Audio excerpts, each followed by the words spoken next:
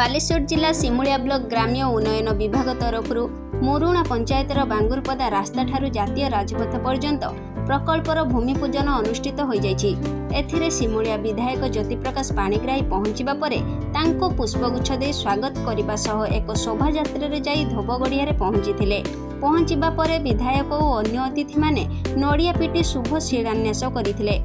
परे एक सभार आयोजन करा जाइथिला। एथिरे सिमुलिया विधायक ज्योति प्रकाश पाणिग्राही, ग्राम्य उन्नयन विभाग एसडीओ, जेई, मुरुणा पंचायतर पूर्वतन सरपंच अजय कुमार पत्री समेत अन्य अतिथि माने उपस्थित रहिथिले। बांगुरपदा ठारू जातीय राजपथ पर्यंत रास्तार उन्नतीकरण पई 1.5 कोटी टंकार शुभ शिलान्यास विधायक ज्योति प्रकाश पाणिग्राही द्वारा अनुष्ठित होइथिला। तत्परे विधायक ज्योति प्रकाश पाणिग्राही निज हाथ पांठिरू आदिवासी आवासिक आश्रम विद्यालयर नूतन श्रेणीगृह निर्माण कार्य पई 5 लाख टंका अटकल मूल्य रे भूमिपूजन करिथिले। शेषरे मुरुणा कल्याण मंडप परिसर रे आम स्वाभिमान समस्यार हेब समाधान कार्यक्रम अनुष्ठित होइथिला। एही सभारे विधायक ग्रामवासी सहित सीधासळख कथा होई समस्यार समाधान करिबा पई प्रतिश्रुति देबा सह आगामी निर्वाचन रे मुख्यमंत्री हाथमुठा को मजबूत करिबा पई कहिथिले। मु श्री अजय कुमार पत्री, पूर्वतन सरपंच मुरुणा पंचायत।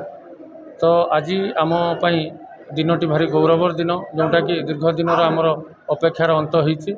तो बांगुरपदा कालापड़ा ठारू NH5 भाया धुबगड़िया मुरुणा रास्ता माननीय विधायक श्रीयुक्त ज्योति प्रकाश पाणिग्राही द्वारा शुभ शिलान्यास भूमि पूजा करा जाइछि एवं तुरंत काम आरंभ होब एवं दीर्घ दिन समस्या आमर समाधान होइतिबारु आमे माननीय विधायक को धन्यवाद देउछु। एवं द्वितीय कथा हला आमर दल किभଳି भाबे तल स्तर में पंचायत स्तर में आम मजबूत हो पारू, माननीय नवीन पट्टनायक हाथ मुठा को किभଳି भाबे टाण करूँ, माननीय विधायक ज्योति प्रकाश पाणिग्राही को किभଳି भाबे आगामी दिन में बहु संख्यार भोट दे जययुक्त करेबू। से बूथ स्तर वार्ड स्तर में किभଳି भाबे कर्मी माने सक्रिय हो पारे से बाबद आलोचना करागला एवं लोक मानकर समस्या मध्य माननीय विधायक शुणिले एवं तार समाधान मध्य स्पॉट उपर ही कले, जो कि आम विजु जनता दलर एवं मुरुणा पंचायतर साधारण कर्मी माने बहुत खुशी अनुभव करछंती एवं समान धन्यवाद देइछंती माननीय विधायकंकर ए प्रकार गोटे जुगान्तकारी पदक्षेप पाई।